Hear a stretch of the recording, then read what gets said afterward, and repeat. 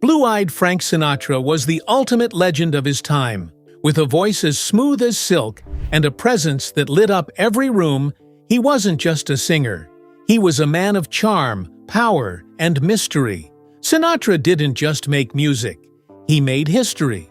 From smoky nightclubs in Vegas to the glitziest Hollywood parties, he was always surrounded by the biggest stars of the 1960s. But when the final curtain fell in 1998 and Old Blue Eyes was laid to rest, something didn't quite add up. Despite decades of friendships, late-night laughs, and red carpet moments, many of his closest celebrity companions were mysteriously missing from his funeral.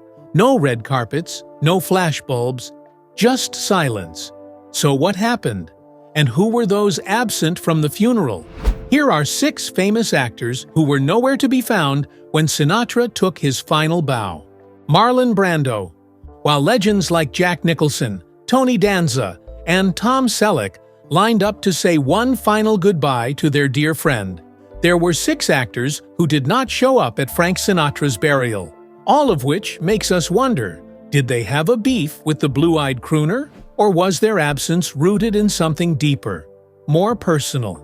Keep watching to find out. On a balmy LA night, Marlon Brando pulled his motorcycle into a rest stop and was suddenly ambushed by 3 men with a gun. They forced him into the back seat of a car, threatened to kill or castrate him, and then, as quickly as they came, released him unharmed. According to Brando's close friend Carlo Fiore, the actor was sure Sinatra was behind the scare tactic. The tension between these 2 Hollywood heavyweights wasn't just tabloid fodder. It was real, it was intense, and it may have turned dangerous. But to fully understand where it all started, we need to rewind to 1955, when Frank Sinatra, one of the greatest singers to ever live, and Marlon Brando, one of the most respected actors in film history, co-starred in a musical comedy that would forever alter their relationship. The movie in question, Guys and Dolls, a historic pairing on paper, one that promised charm, charisma, and classic cinema. But behind the scenes, it was less a collaboration and more a battleground of egos. Set in the bustling streets of 1950s New York, Guys and Dolls tells the intertwined stories of 2 very different gamblers. Nathan Detroit, played by Frank Sinatra, is a local craps game organizer, desperate to find a venue for his next big score. Along with his loyal companions, Nicely Johnson, played by Stubby Kaye, and Benny Southstreet, played by Johnny Silver, Nathan scrambles to secure the funds, while also juggling a rocky 14-year engagement to the lively Adelaide, played by Vivian Blaine, and dodging the suspicious eye of Lieutenant Brannigan, played by Robert Keith. To raise quick cash, Nathan makes a bold bet with legendary gambler Sky Masterson, played by Marlon Brando. He wagers that Sky can't convince any random woman to fly with him to Havana for dinner. Nathan's pick? Sarah Brown, played by Gene Simmons, a devout missionary preaching against gambling, sin, and temptation. Naturally, sparks fly, chaos ensues, and amidst the dance numbers and dice games, both men are forced to confront what really matters in life. But while the film played like a light-hearted musical on screen, the energy on set was anything but harmonious. Sinatra and Brando were oil and water from day one. The clash wasn't just about personalities, it was rooted in the film's casting. Sinatra had campaigned hard to play Sky Masterson, a role that would have let him showcase his suave presence and golden pipes. Instead, the studio handed the part to Brando, who, despite being a phenomenal actor, had 0 musical background. Sinatra wasn't pleased. In retaliation, he began referring to Brando by a biting nickname, Mumbles, mocking Brando's quiet, method-acting style and his perceived lack of vocal clarity.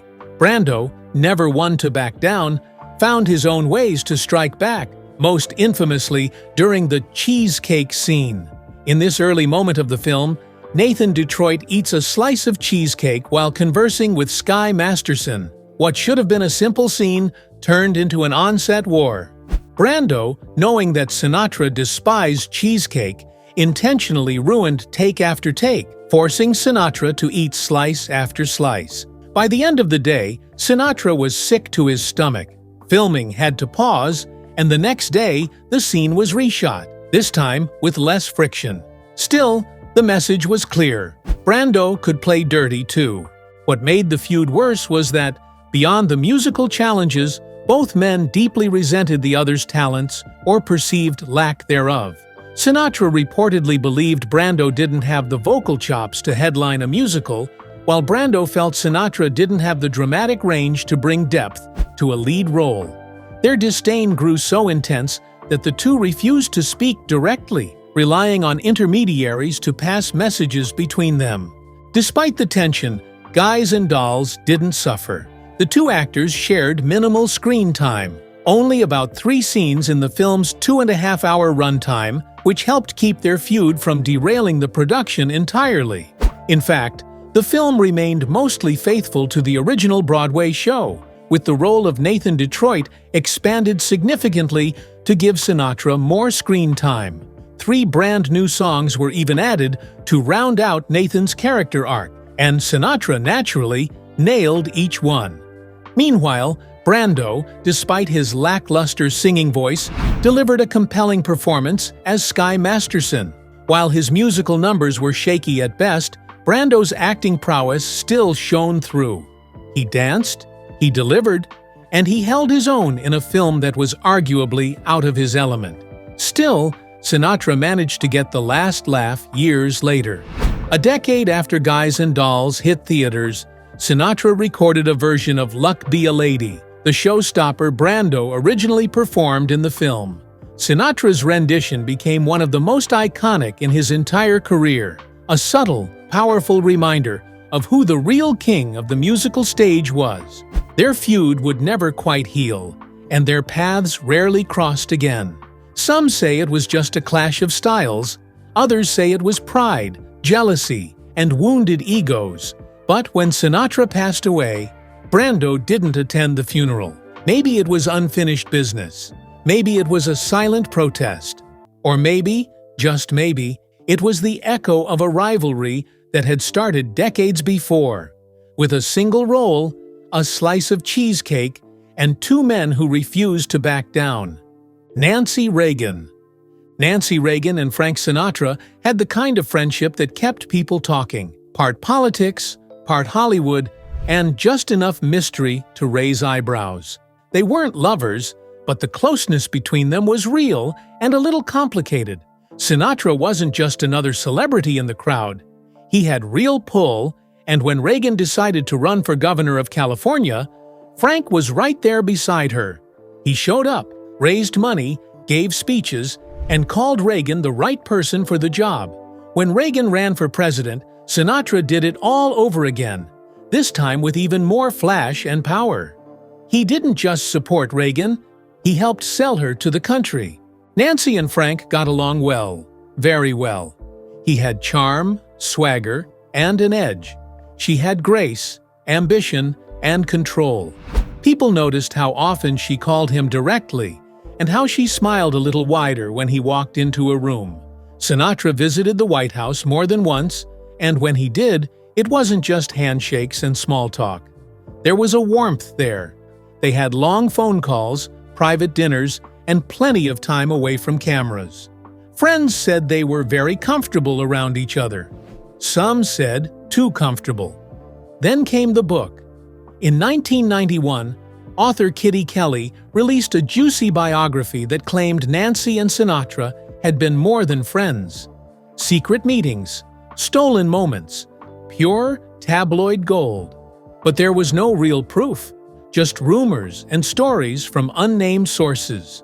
Nancy never talked about it. Sinatra didn't either. The White House stayed quiet. But here's the twist. When Frank Sinatra died in 1998, Nancy Reagan didn't show up at his funeral. Not even a quick appearance.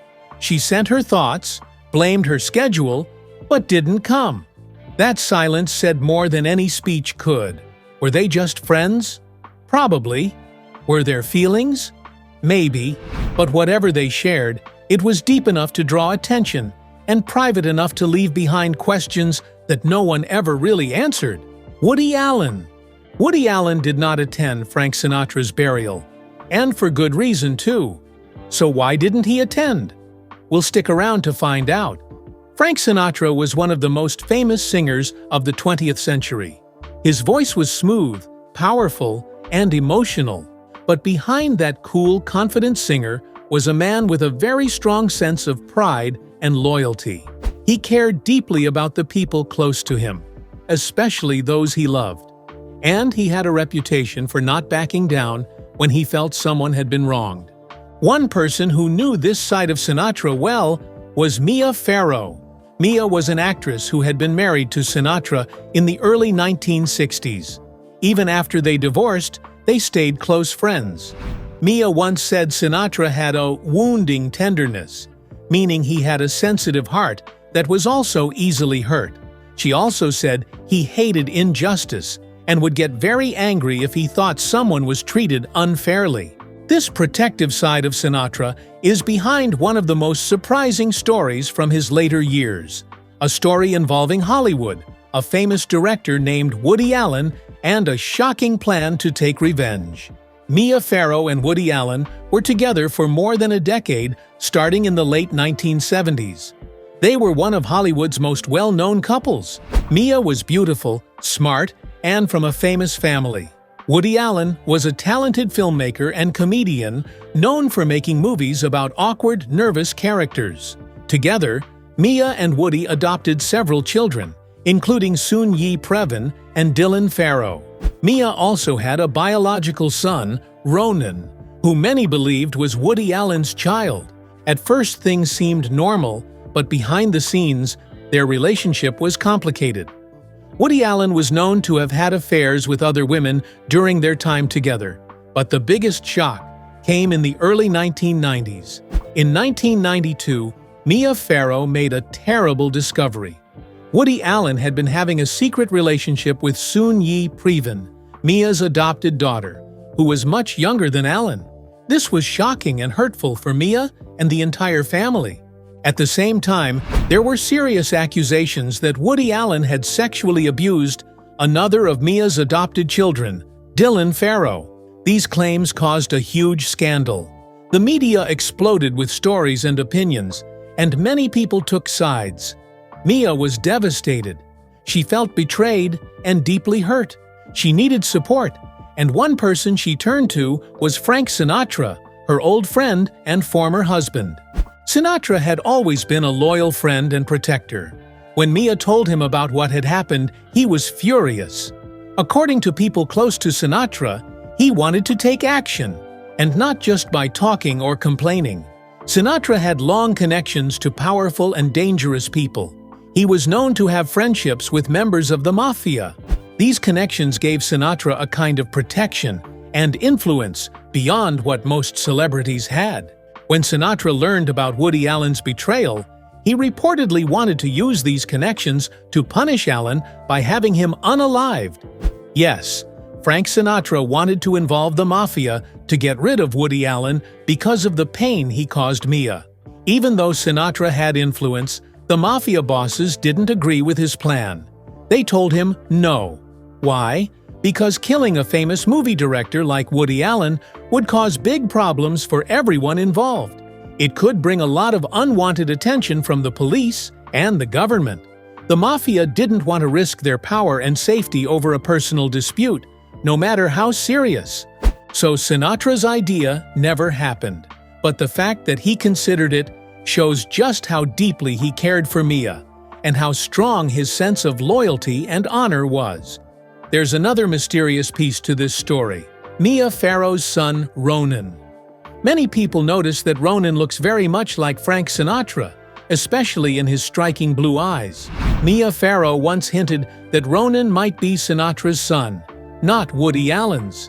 This suggestion added another layer of complexity to the family drama, and might explain why Sinatra was so protective of Mia and her children. Ronan Farrow is now a well-known journalist who has reported on many important stories. But the truth about his father remains a secret that only a few people know. But to understand why Sinatra was so angry, it helps to look at Woody Allen's background. Growing up in a Jewish neighborhood of Brooklyn, he had been shy and awkward with girls. He inherited an unsociability from his parents, who found so little to talk about they once went for months without exchanging a word. Alienated from them, Allen said he would eat every meal alone in a house with no books or music. This sense of disconnection, especially from his temperamental, humorless mother who would hit him, laid the groundwork for the difficult relationships he later had with women. Friends from his early life believe that the emotional strain of that maternal bond cast a long shadow over his adult romantic life. He met his first wife, a sweet-natured petite brunette named Harleen, in 1953 when he was 18 and she was 15. She was his first proper girlfriend. Both were virgins when they married 2 years later, but the marriage quickly grew strained. Allen's immense competitiveness surfaced even in minor things. He began reading her textbooks when she took a philosophy course and went as far as hiring himself a tutor in the subject. His rapid rise as a stand-up comic in the early 60s became a turning point. At 24, he began an affair with 21-year-old actress Louise Lasser. He divorced Harleen in 1962. Though she received virtually nothing from their 5-year marriage, Allen was soon making $250,000 a year. What made matters worse was that, once they had split, he incorporated cruel caricatures of a nagging wife into his comedy routines. Harleen eventually insisted, as part of their divorce settlement, that he stop mocking her in public. Even David Evanier, a longtime admirer of Allen, acknowledges how lightly he has been treated over the years for his behavior toward women. Largely, Evanier says, because he's been funny about it. Yet, the laughter doesn't erase the coldness.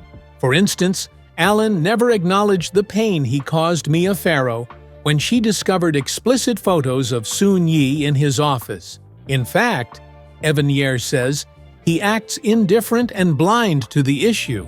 Though outwardly shy, Allen was often driven by desire. While working on What's New Pussycat, in Paris, he developed an interest in one of the costume designers, Vicky Teal. Allen and the director even wagered over who could win her over with the best birthday present. Allen gave her a pinball machine, and, though she liked them both, she agreed to honor the bet. Yet, on the night of her birthday, she stood him up for a better offer, a handsome stranger met over lunch. Allen was devastated, she later recalled, but, true to form, turned the experience into a scene in Manhattan. In 1966, Allen married Lasser, performing 2 stand-up shows the same day. Evanier believes they loved each other, but her depression and his emotional inaccessibility made it a difficult marriage. By 1969, Allen was already cheating, with Diane Keaton, whom he had cast in his stage play, Play It Again, Sam. When Lasser found out, she suffered a breakdown, though she later claimed to look back on the marriage fondly. Whether out of bitterness or honesty, Lasser suggested Allen never found Keaton sexually attractive. Unlike Lasser, Jewish, petite, and fitting Allen's described preferences, Keaton was tall and all-American. He was not greatly attracted to her in a sexual sense, Lasser said. He has a great sexual appetite, and she had one too. But for some reason, he didn't have it with her. Still, the relationship, shaped by Keaton's bulimia and Allen's neuroses — he once screamed in a restaurant when she scraped her fork on a plate — lasted 3 years.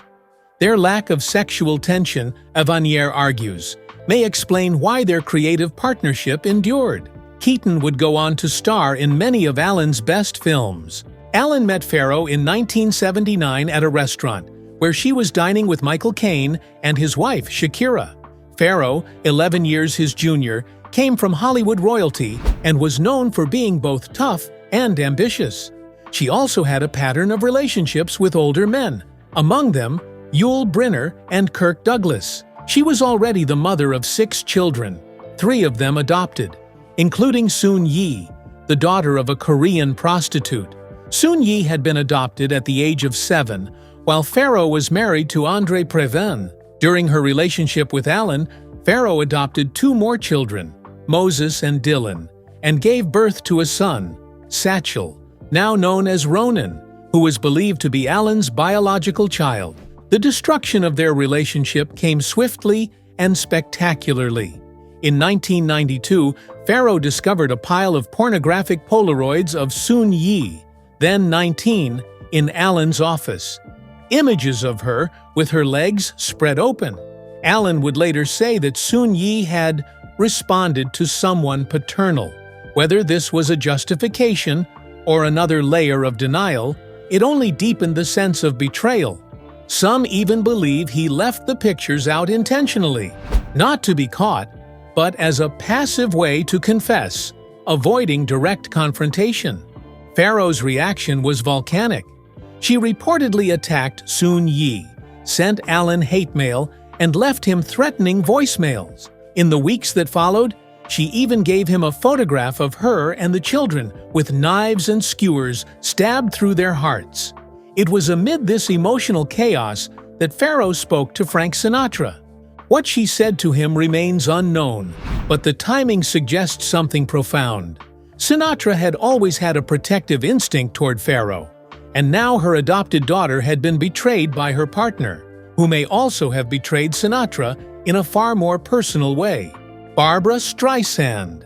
Everyone knows Barbra Streisand, a legendary singer, songwriter, actress, and filmmaker whose career has spanned over 6 remarkable decades.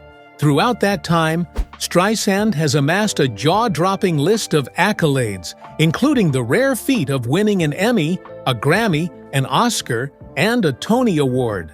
While she's known for producing hits of her own, she has also collaborated with some of the greatest voices in music, including Andrea Bocelli, Celine Dion, and unforgettably Frank Sinatra.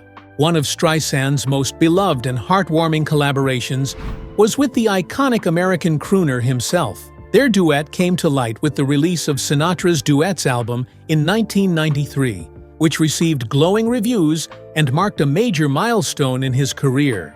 Duets featured Sinatra performing timeless songs alongside a host of renowned, often younger artists. It went on to become his only triple platinum album, and Streisand's appearance on the track "I've Got a Crush on You" stands out as one of its most captivating moments. Interestingly, Streisand had originally planned to sing the George and Ira Gershwin classic solo, but when the rare opportunity to sing with the legendary Sinatra came up, she couldn't say no. Most of the duets on the album were recorded separately, with guest artists singing along to Sinatra's pre-recorded vocals. "I've Got a Crush on You" was no exception. Yet somehow, it still felt like magic. Even without sharing a studio, both Streisand and Sinatra managed to infuse the performance with genuine warmth and personality. Streisand added a cheeky ad-lib singing, "You make me blush, Francis," while Sinatra sweetened his vocals with the line, "I have got a crush, my Barbara, on you." The result? A timeless gem that sparkles with charm. But Frank Sinatra was never just a sweet voice. Known for his bad boy image, his life off stage was just as dramatic. In 1938, he was arrested after an altercation involving his then-girlfriend and future wife at a club. He was also once booked for seduction and adultery. His FBI file? Extensive? Rumors swirled that he paid off doctors to avoid military service during World War II. Even behind all the glitz and swagger, Sinatra battled inner demons. In the 1950s, as fame faded and new stars rose, Sinatra spiraled into depression. After seeing young fans screaming for Eddie Fisher, he returned home, placed his head in the oven, and turned on the gas, only to be saved at the last minute by his manager. His heartbreak over Ava Gardner nearly drove him to it again. Still, the two legends collaborated together, and Sinatra's life was a mix of brilliance, darkness, and unforgettable music. And "I've Got a Crush on You" is just one of many echoes of that legacy. Sammy Davis Jr. Sammy Davis Jr. first met Frank Sinatra in 1941, long before either of them became the legends we know today. At just 15 years old, Sammy was already on stage with the Will Maston Trio, opening for Tommy Dorsey and his orchestra in Detroit.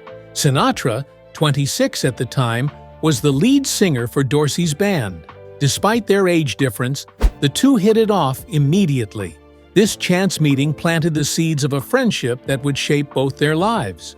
4 years later, in 1945, Sammy showed up at the stage door of Sinatra's CBS radio show in Los Angeles, reconnecting with the man who had inspired him.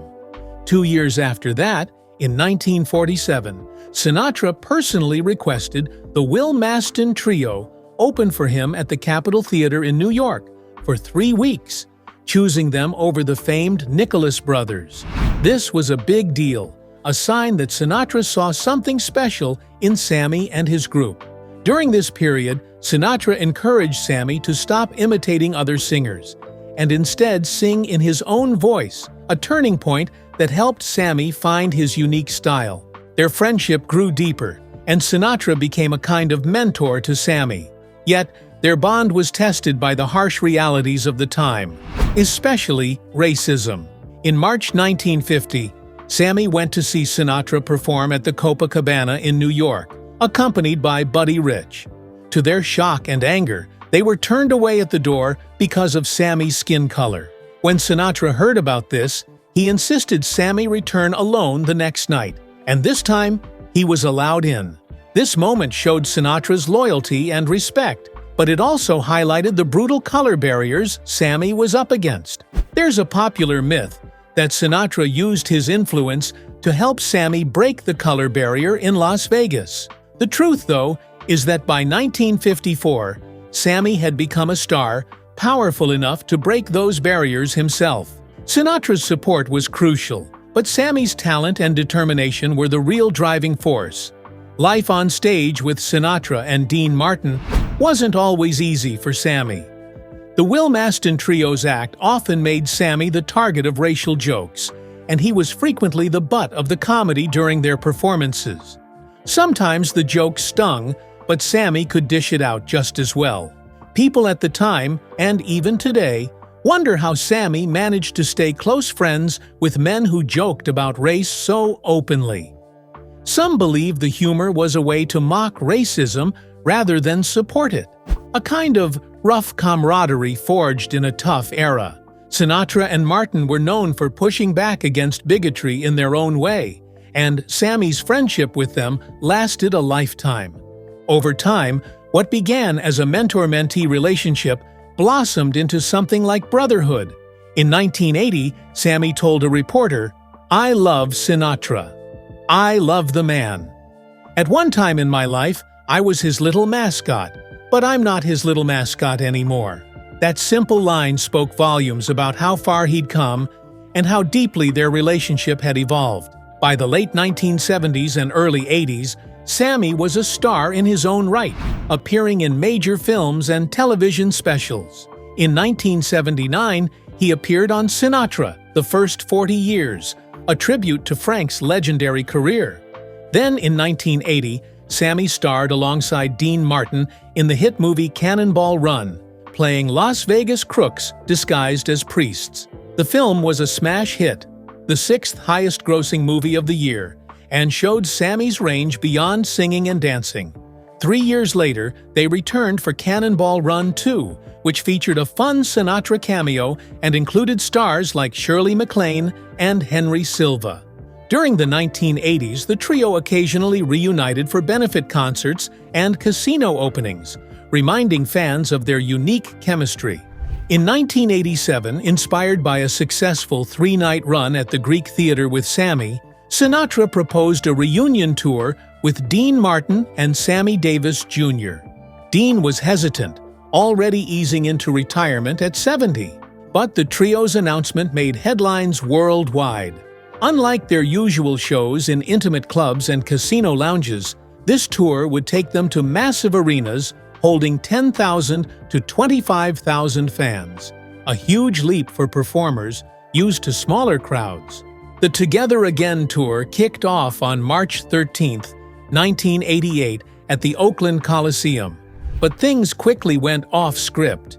Dean struggled with the lyrics and staging, and it was clear his heart wasn't in the late-night party lifestyle Sinatra wanted. After just 5 shows, Dean flew home and checked into a hospital with a kidney complaint.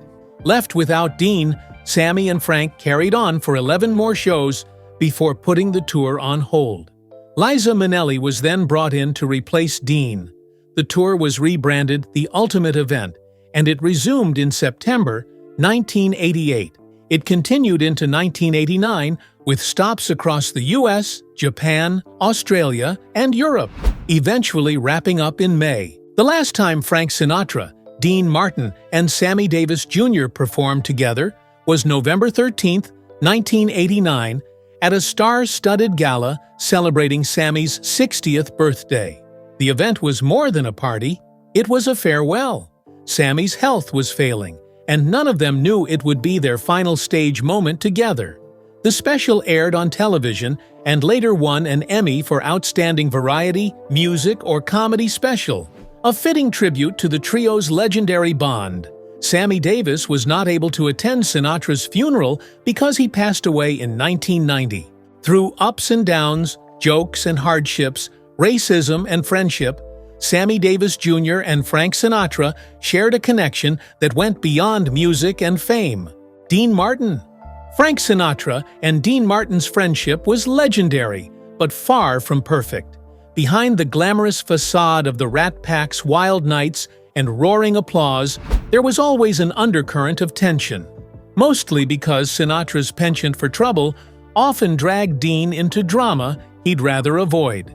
One infamous episode that captures this dynamic took place in the early hours of June 8, 1966, at the famed Beverly Hills Hotel's Polo Lounge.